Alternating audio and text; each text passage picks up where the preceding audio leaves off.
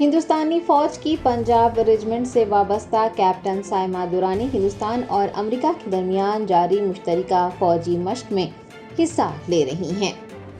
Captain Saima Durrani چوتھی نسل کی ایک قابل ذکر فوجی افسر ہیں جو فی الحال امریکی فوج سے وابستہ ہے اور وہاں پر خدمات انجام دے رہی ہیں۔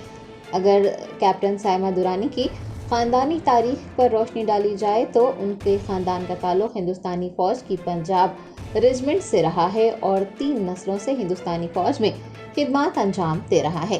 کیپٹن درانی اس وقت مشق یدھ ابیاس 2024 میں حصہ لے رہی ہیں جو ہندوستان اور امریکہ کے درمیان ایک مشترکہ فوجی مشق ہے۔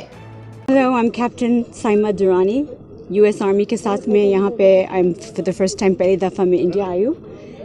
بڑی خوشی ہوئی ہے۔ Thank you so much for having us.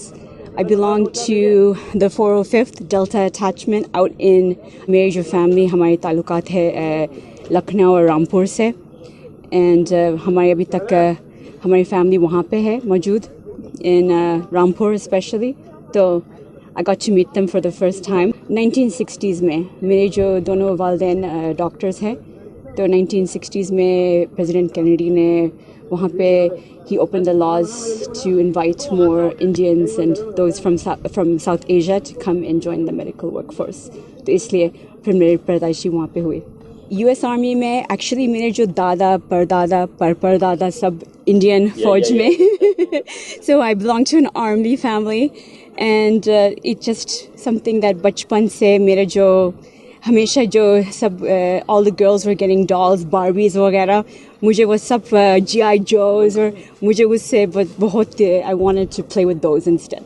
جو پردادا وہ بھی پنجاب ریجیمنٹ میں، so it's now I've been in the US Army for about 16 years now.